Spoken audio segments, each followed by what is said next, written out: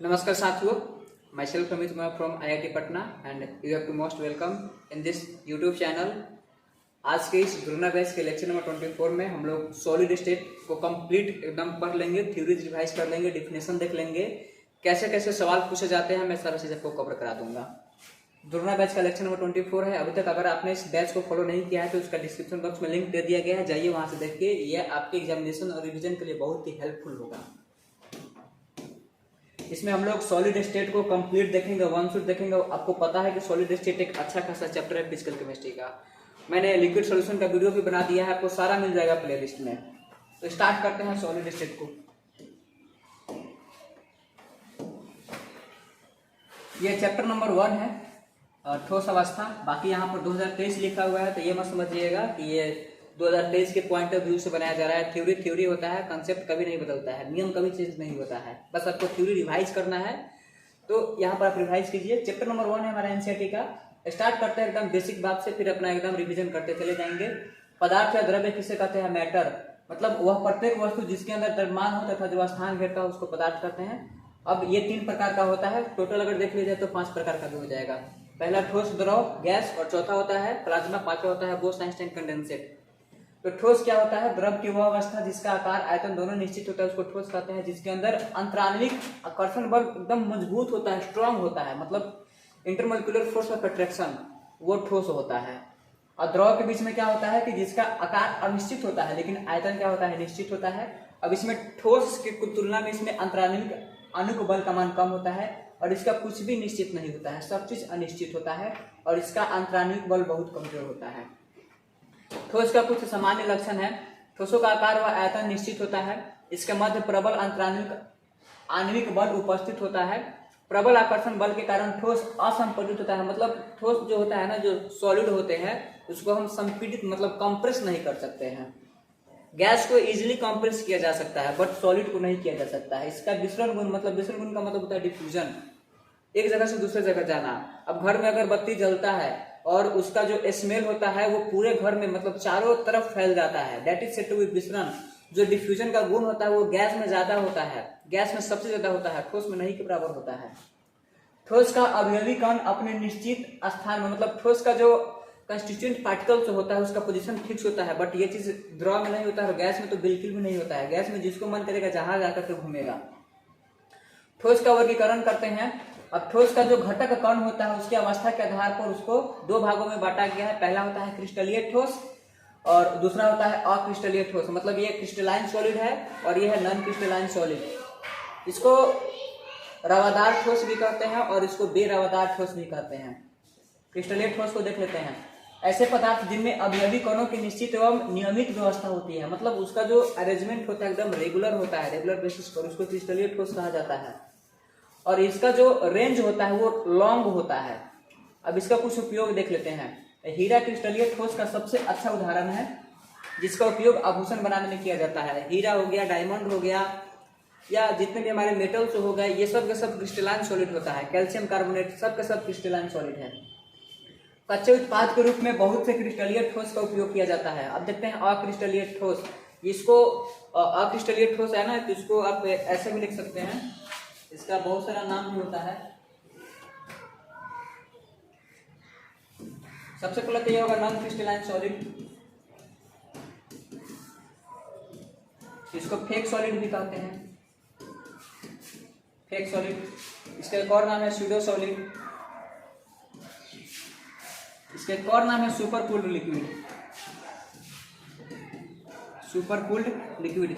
इतने सारे नामों से जाना जाता है अक्रिस्टलीय ठोस को। इसका स्क्रीनशॉट ले सकते हैं। ऐसे ठोस जिनमें अवयवी कणों की निश्चित एवं नियमित व्यवस्था नहीं होती है उसे अक्रिस्टलीय ठोस कहते हैं। इनका जो रेंज होता है वो शॉर्ट होता है। इसका उपयोग देखिएगा।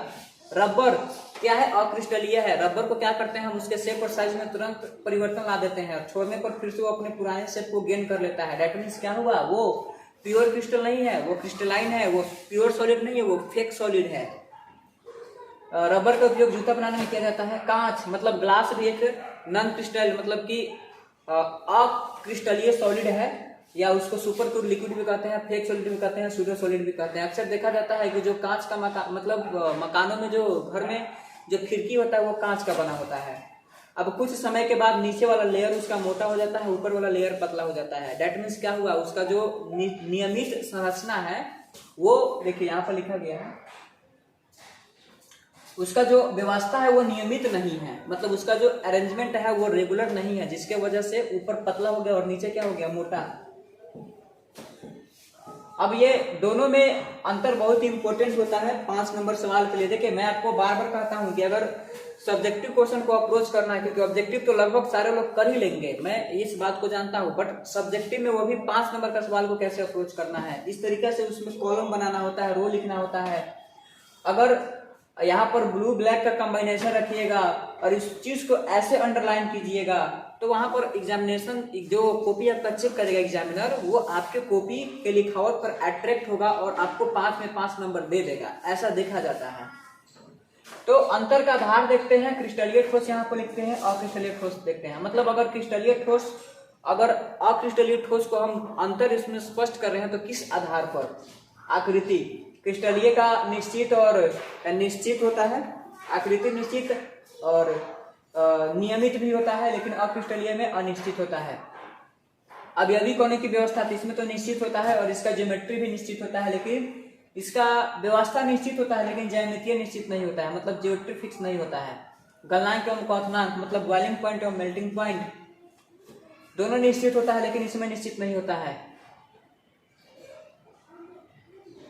अब इसको विदलन गुण का मतलब होता है कि तेज धार वाले चाकू से काटने पर स्पष्ट सतह प्राप्त होता है, लेकिन इसमें स्पष्ट सतह प्राप्त नहीं होगा।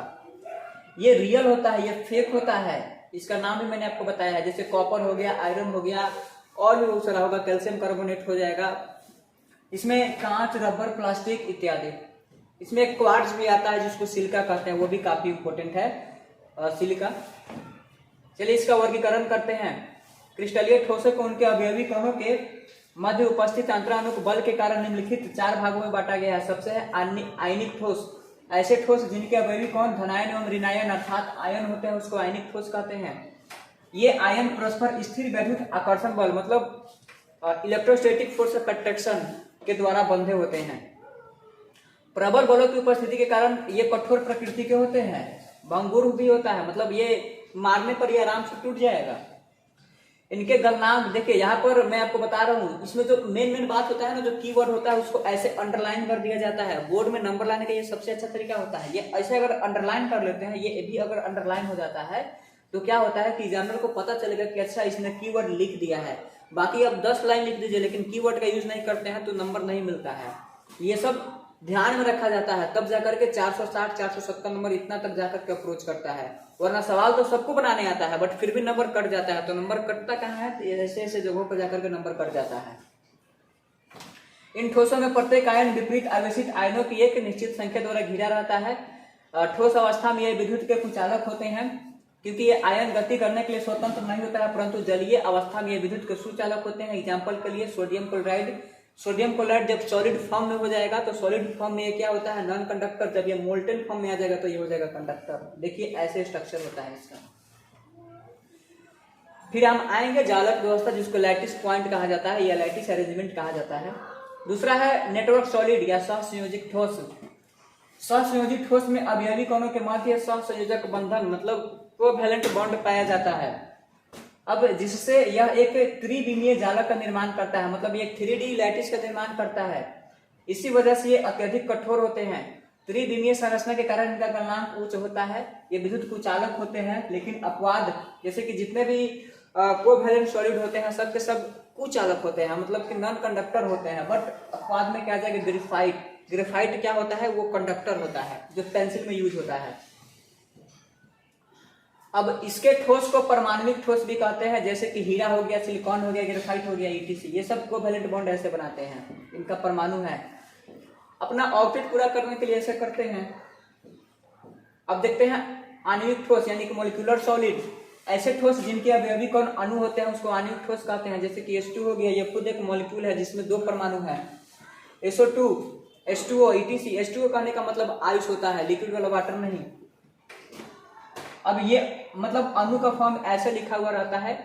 अब इसको 3 भागों में बांटा गया है। पहला होता है ध्रुवीय आणविक ठोस मतलब पोलर मॉलिक्यूलर सॉलिड, अध्रुवीय आणविक ठोस मतलब नॉन पोलर मॉलिक्यूलर सॉलिड, फिर होता है हाइड्रोजन बॉन्डेड। मतलब देखिए जिसमें इसका हम बात कर लेते हैं, एक मिनट।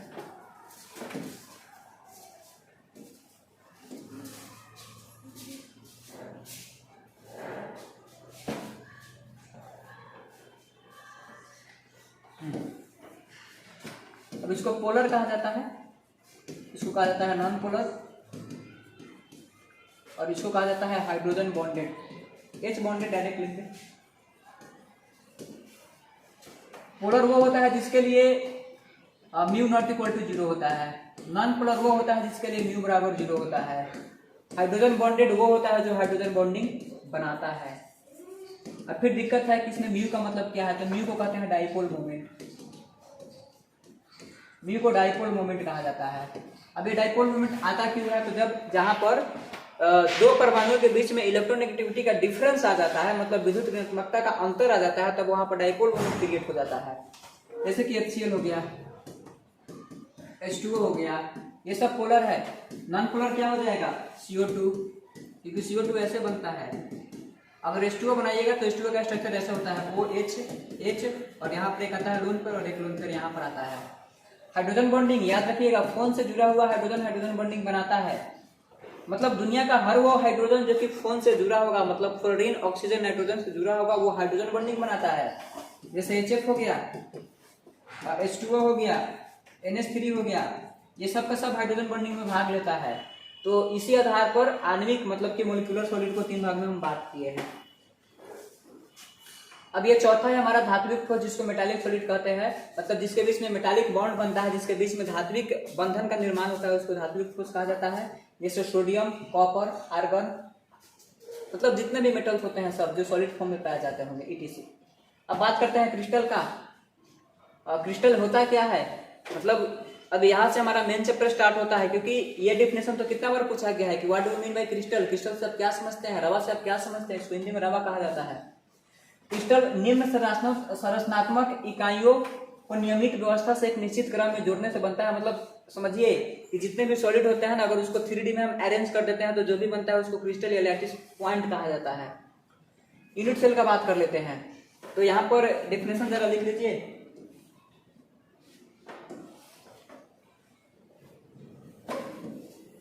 क्रिस्टल लैटिस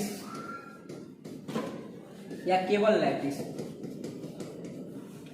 तो ये क्या होता है कि 3D अरेंजमेंट होता है। 3D अरेंजमेंट,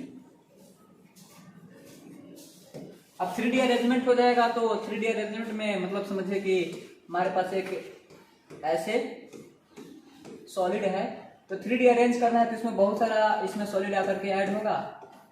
ये 3D फॉर्म में है, इसको और भी जोड़ा जा सकता है ऐसे, ये सब 3D फॉर्म में है। इसको मतलब ये जो जितना भी संपूर्ण आप देख रहे हैं ना, ये इसको एक साथ बोला जाता है क्रिस्टल लैटिस। क्रिस्टल लैटिस या इसको लैटिस से केवल लैटिस भी कह सकते हैं, उसको हिंदी में जाला कहा जाता है। अब इसका जो सबसे सिंपलेस्ट वर्जन होगा, मतलब इसका जो सबसे छोटी इकाई होगा, उसको एक एक सेल कहते हैं, यूनिट सेल कहते हैं। तो यूनिट सेल क्या है, तो क्रिस्टल लैटिस का जो सबसे छोटा पॉइंट होता है उसको यूनिट सेल कहते हैं। तो यूनिट सेल का निर्माण ऐसे होता है, क्योंकि सबसे छोटा वर्जन यही होता है और इसी को हम लोग यूनिट सेल कहते हैं। तो यूनिट सेल है, फिर ये लैटिस है, जालक बिंदु है। कोऑर्डिनेशन नंबर, कोऑर्डिनेशन नंबर कहने का मतलब कि जब हम एक 3D लैटिस की बात करते हैं और उसमें किसी परमाणु को बात करते हैं, तो वो परमाणु जितने परमाणुओं से सटा हुआ रहता है, मतलब वो एटम डायरेक्टली जितने एटम से टच करते हैं उस एटम के नंबर को कहा जाता है कोऑर्डिनेशन नंबर। जैसे कि मैं यहाँ पर आपको दिखा रहा हूँ। मान लेते हैं कि हमने एक क्रिस्टल को ऐसे अरेंज किया, ठीक है। जब क्रिस्टल को हमने ऐसे अरेंज किया है 3D में, और फिर इसको ऐसे अरेंज कर दिया, ये दूसरे से टच कर रहा है, तो ये जो हमने स्टार लगाया है, अगर हम पूछे कि इसका कोऑर्डिनेशन नंबर क्या होगा, इसका कोऑर्डिनेशन नंबर हम निकालने के लिए देखेंगे ना कि इसके चारों तरफ कितने परमाणु हैं, या ये कितने परमाणुओं से स्पर्श कर रहा है, या इसको कितने परमाणु छू रहे हैं। तो देखेंगे कि ये इस परमाणु से, इससे, इससे और इससे, मतलब ये 4 परमाणु से डायरेक्टली टच है, तो इसका कोऑर्डिनेशन नंबर हो जाएगा 4। बस वही लिखा गया है। किसी भी जालक या क्रिस्टल में कोई अवयवी कण जितने नजदीकी कणों से घिरा हुआ होता है उसको उप सहसंयोजन संख्या या कोऑर्डिनेशन नंबर कहा जाता है। अब यूनिट सेल के प्रकार देख लेते हैं। यूनिट सेल मुख्य रूप से दो प्रकार का होता है। सबसे पहला होता है सरल या आधघन एकक सेल, जिसको हम लोग SCC कहते हैं। ये SCC होता है, सिंपल क्यूबिक सेल। उसके बाद सेंटर्ड हो जाता है। अब सिंपल में क्या होता है कि जितने भी परमाणु होते हैं सब केवल कॉर्नर पर ही होते हैं। अब हमारे पास एक यूनिट सेल है। अब यूनिट सेल की बात कर लेते हैं। तो जैसे मैं आपको एक चीज दिखाना चाहता हूं, एक मिनट। अब देखिए, मान लेते हैं कि हमारे पास ये यूनिट सेल है। अब ये चूंकि ये यूनिट सेल के जैसा है, ये क्यूबाइड के जैसा है, इसमें तीन चीज इंपॉर्टेंट होता है। एक होता है फेस, देखिए कि इसके पास फेस कितना है। दूसरा होता है इसका कॉर्नर, कॉर्नर को आप वर्टेक्स भी कह सकते हैं। उसके बाद होता है इसका एज। तो देखिए फेस कितना होगा, एक मिनट, 1 2 3 4 5 6, मतलब इसके पास 6 हो गया। तो इसको क्या कहा जाएगा, इसके पास फेस का संख्या 6 होगा। याद रखिएगा यूनिट सेल में फेस कितना होता है, 6। अब कॉर्नर देख लेते हैं। कॉर्नर या वर्टेक्स, जहां पर दो लाइन आपस में आकर के मिलती है उसको कॉर्नर या वर्टेक्स कहा जाता है। देखिए 1 2 3 4 5 6 7 8, इसके पास कॉर्नर कितना होता है, 8। अब एज का बात कर लेते हैं, जिसको हिंदी में किनारा कहते हैं। 1 2 3 4 5 6 7 8 9 10 11 12, तो किनारा हो जाएगा 12। तो याद रखना है, मतलब एक यूनिट सेल में फेस कितना होगा 6, कॉर्नर कितना होगा 8, एज कितना होगा 12। तो सिंपल में जितने भी एटम्स होते हैं सब के सब कॉर्नर पर होते हैं। 1 2 3 4 5 6 7 8। अगर कॉर्नर के अलावा कहीं और चला जाएगा तो उसको बोला जाता है सेंटर्ड, केंद्रिक घन एकक सेल, मतलब सेंटर्ड यूनिट सेल कहा जाता है। अब ये होते हैं 3 प्रकार के, जिसमें 2 प्रकार को पढ़ना है, बाकी सब नहीं पढ़ना है। पढ़ना क्या है, BCC, उसके बाद क्या पढ़ना है, FCC।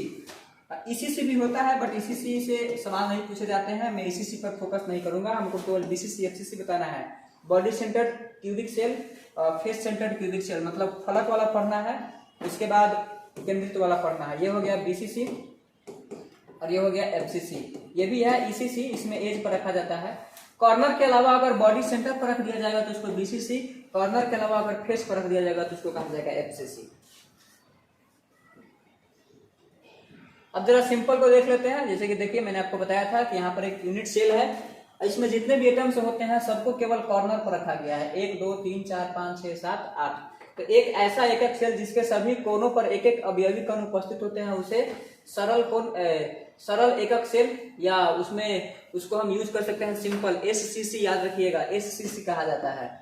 अब इसका जरा प्रभावी परमाणु संख्या मतलब Z निकाल लेते हैं। Z क्या होता है, प्रभावी संख्या, मतलब इसमें टोटल नंबर ऑफ एटम्स क्या होगा ये देखा जाता है। तो जरा इसमें डिस्ट्रीब्यूशन देखते हैं। देखिए कॉर्नर जो होता है ना,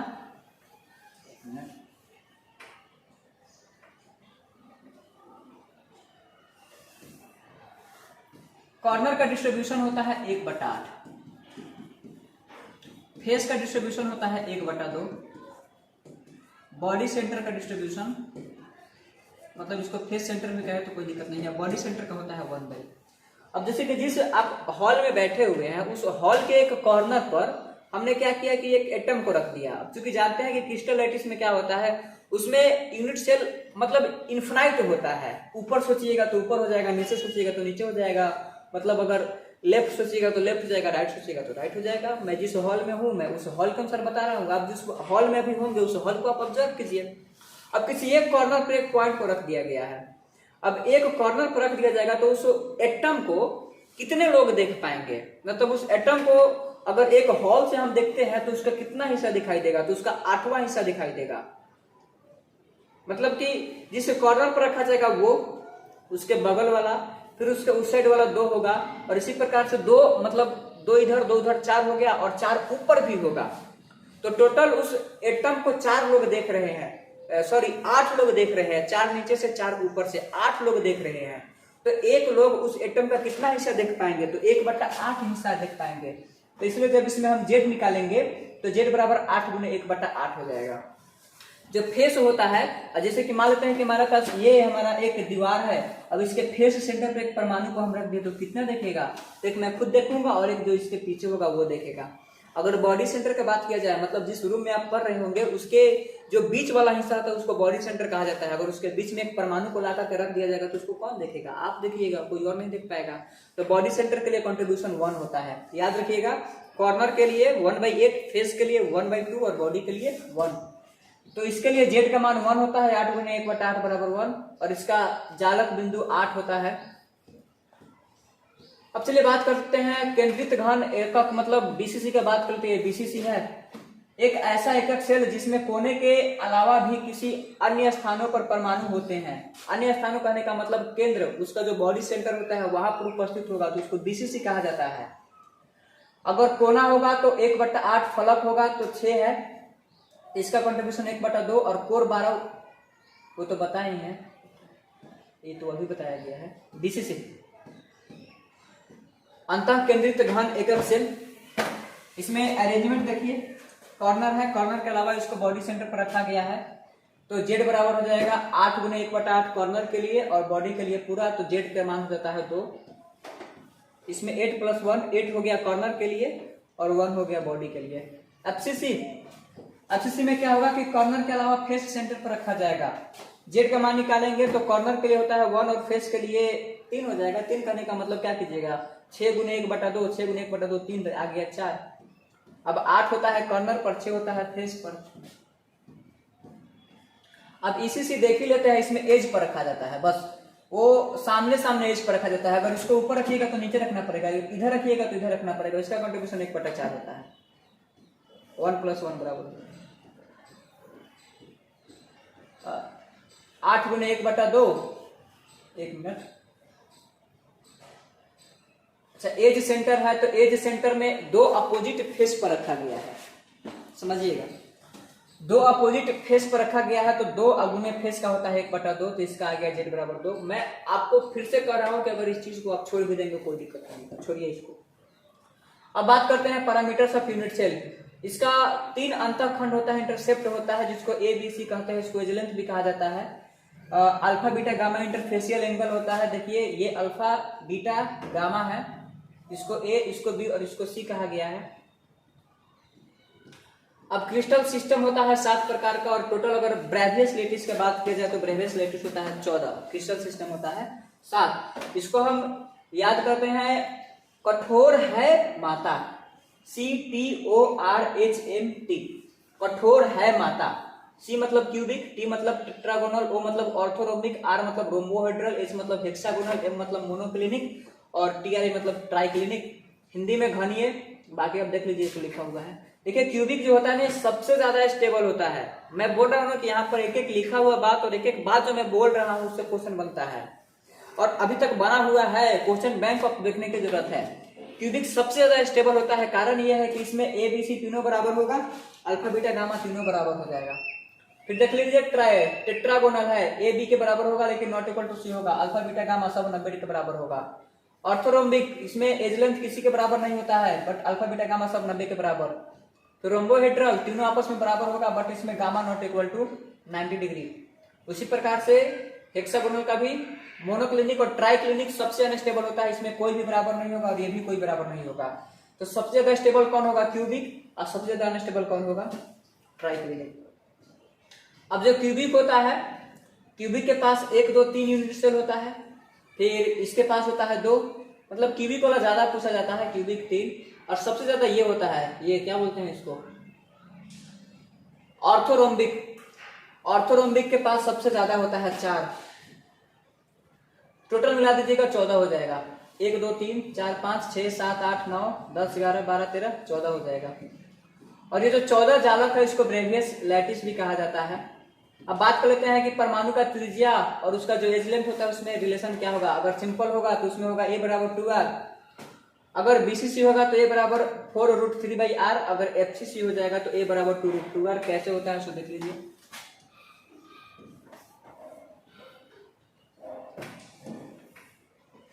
SCC, फिर बात कर लेते हैं BCC का। एक मिनट इसको हटा।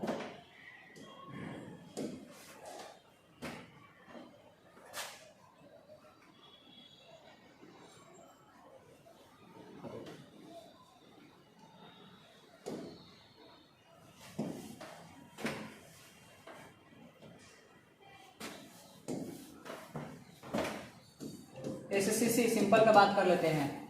तो सिंपल में अगर एक फेस को हम ले लेते हैं तो सिंपल का एक जो फेस होता है, चलिए ऐसा ही बनाते हैं। सिंपल का एक जो फेस होता है वो ऐसे बनता है, ये ऐसे बने।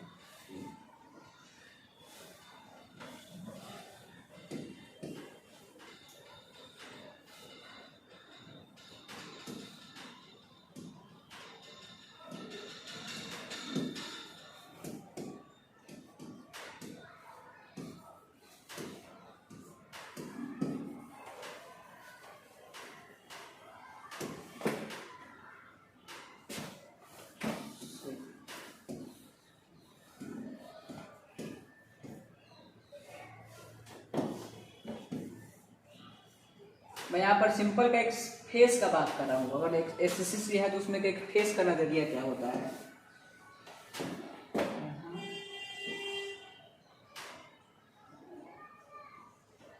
ऐसे होगा,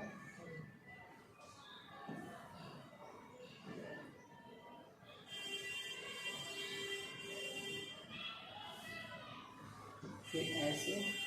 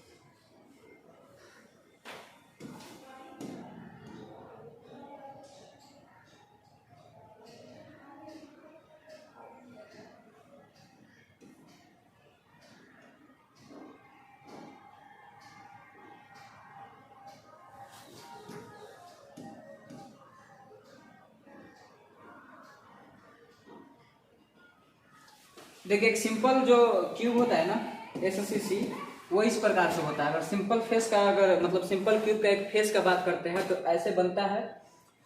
देखिए इसमें बीच में ना कुछ खाली जगह बच जा रहा है, जो खाली जगह होता है उसको वॉइड कहते हैं। बाकी मतलब ये सब चीज आपको समझना चाहिए।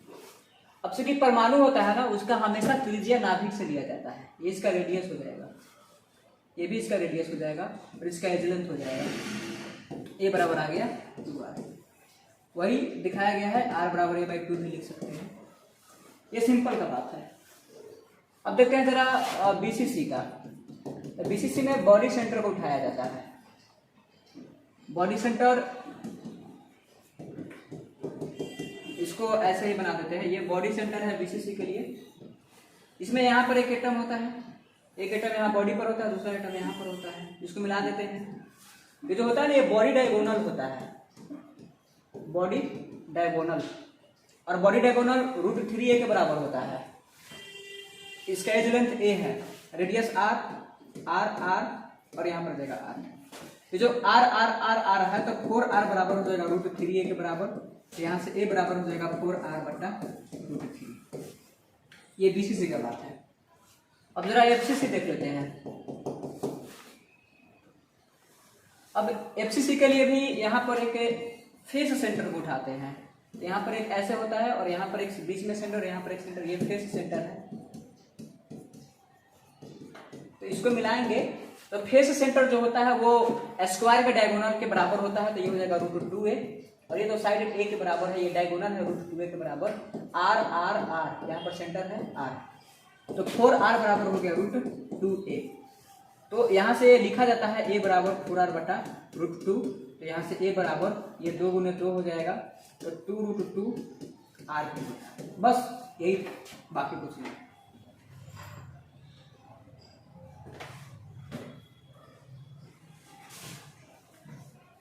अब देख लेते हैं जरा क्लोज पैकिंग स्ट्रक्चर। जब जालक में परमाणुओं को इस प्रकार से व्यवस्थित किया जाता है कि उनके मध्य रिक्त स्थान कम से कम रहता है, तो प्राप्त संरचना को क्लोज पैकिंग स्ट्रक्चर मतलब कि निविड संकुलित संरचना कहते हैं। ये 3 प्रकार से होता है, पहला होता है 1D, दूसरा होता है 2D और तीसरा होता है 3D।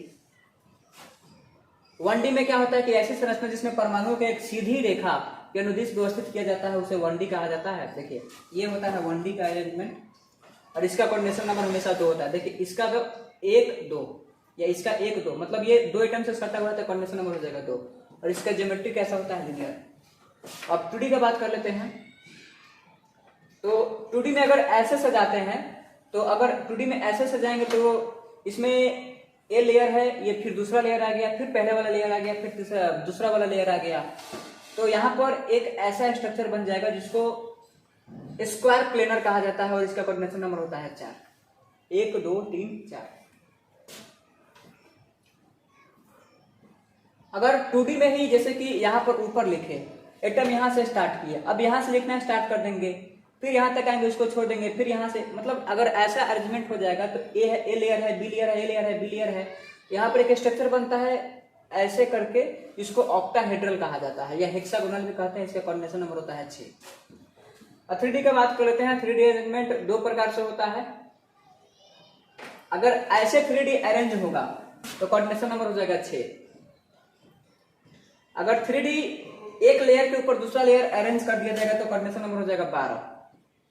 पैकिंग फ्रैक्शन या पैकिंग इफिशियंसी, किसी जालक में परमाणु द्वारा घेरा गया स्थान उस जालक का पैकिंग फ्रैक्शन कहलाता है। मतलब एटम कितना वॉल्यूम ऑक्यूपाई कर रहा है, that volume is said to be packing fraction.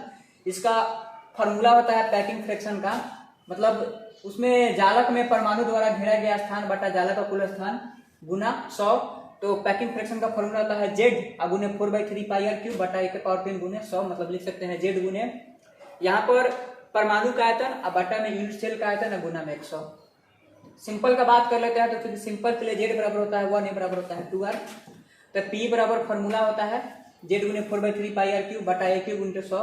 तो सिंपल के लिए Z का मान होता है 4/3 पाई, पाई का मान 3.14, r के पावर 3 और a के बदला में हो गया 2, और यहाँ पर सब चीज कैंसिल हो गया, तो कैंसिल होने के बाद ये आ गया करीब करीब 52%। इसका फिर वॉइड फ्रैक्शन देखेंगे तो आ जाएगा करीब करीब 48%। 52.33 है तो उसने कल 52 अच्छा रहता है।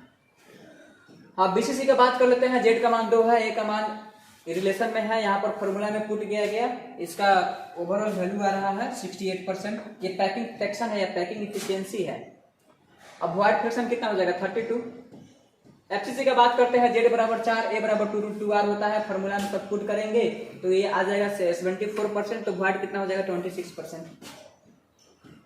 अब ये वॉइड क्या होता है, तो मतलब जो एटम्स जो हम अरेंज करते हैं तो उसके बीच का जो खाली जगह होता है उसको वॉइड कहते हैं या रिक्ति कहा जाता है। ये इस प्रकार के होते हैं। देखिए सबसे पहले है ट्राइगोनल त्रिभुजीय है, उसके बाद है चतुष्फलकीय, चतुष्फलकीय मतलब टेट्राहेड्रल है, उसके बाद है ऑक्टाहेड्रल अष्टफलकीय।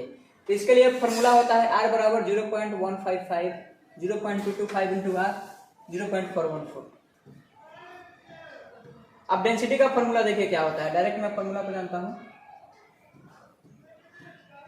Z इंटू एम बटा n इंटू a के पावर 3। ये Z का मतलब होता है आप समझते हैं, और SCC के लिए Z का मान 1, BCC के लिए 2, FCC के लिए 4, M का मतलब होता है मोलर मास, Na का मतलब होता है डेंसिटी और A का मतलब होता है वॉल्यूम। अब क्रिस्टल में डिफेक्ट देखते हैं। डिफेक्ट इन क्रिस्टल या क्रिस्टल में दोष, क्रिस्टल की पूर्ण क्रमिक व्यवस्था में कोई भी अनियमितता या विचलन क्रिस्टल का दोष कहलाता है। क्रिस्टल दोष का प्रकार देख लेते हैं जरा। ये 2 प्रकार का होता है मुख्य रूप से, एक होता है पॉइंट डिफेक्ट और दूसरा होता है लाइन डिफेक्ट। पॉइंट डिफेक्ट होता है फिर 4 प्रकार का, स्कॉटकी डिफेक्ट, फ्रेंकल डिफेक्ट, ये वैकेंसी डिफेक्ट होता है, फिर इंटरस्टिशियल डिफेक्ट होता है। अब जरा मैं दिखाता हूँ आपको पॉइंट डिफेक्ट कैसे होता है, लाइन डिफेक्ट कैसे होता है ना, ऐसा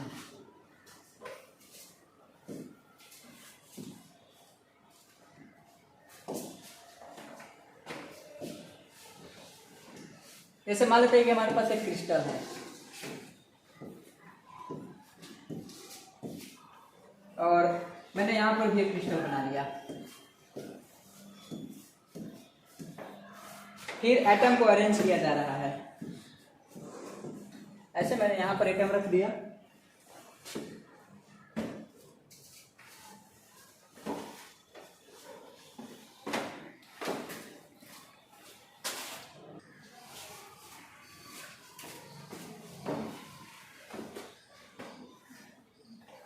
तो यहाँ पर लाइन डिफेक्ट और पॉइंट डिफेक्ट को समझना है। तो अगर क्रिस्टल का अरेंजमेंट ऐसे है और यहाँ पर अगर यहाँ पर हमने एटम्स को रखा है, सब क्रिस्टल रखा हुआ है, इसमें भी रखा हुआ है, अगर किसी भी प्रकार से इसमें मतलब अरेंजमेंट इसका बिगड़ जाता है तो उसको डिफेक्ट कहा जाता है, या इसमें अगर इम्प्योरिटीज को डालता है तो उसको डोपिंग भी कहा जाता है। अगर किसी एक पॉइंट पर से हटेगा तो उसको पॉइंट डिफेक्ट कहा जाएगा, अगर ये पूरा लाइन पर से हट जाएगा तो उसको लाइन डिफेक्ट कहा जाएगा। मतलब इस पर से भी हट सकता है, इस पर से भी हट सकता है, इसमें कहीं पर भी पॉइंट से हट सकता है। ये होता है पॉइंट डिफेक्ट और ये होता है लाइन डिफेक्ट।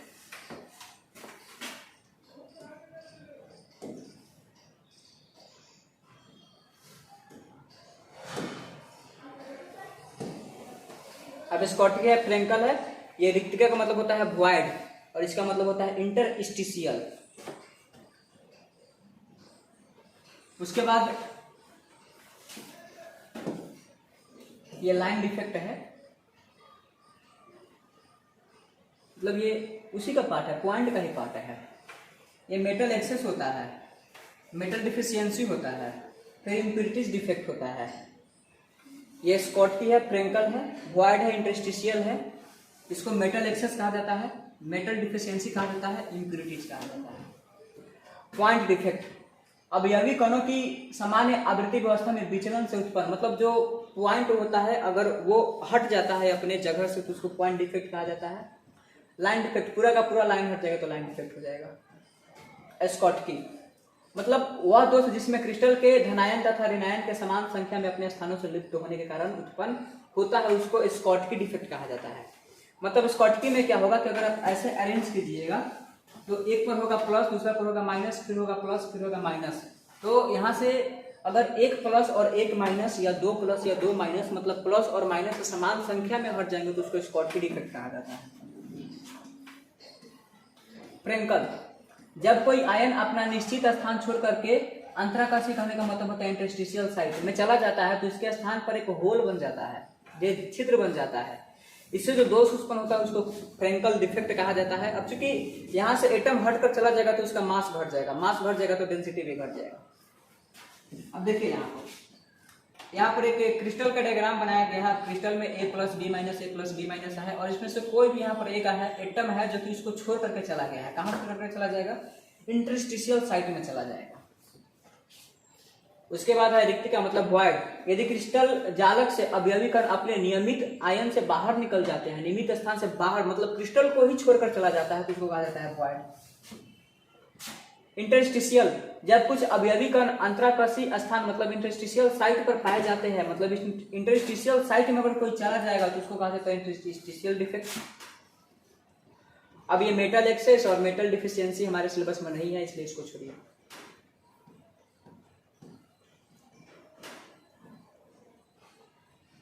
एक मिनट,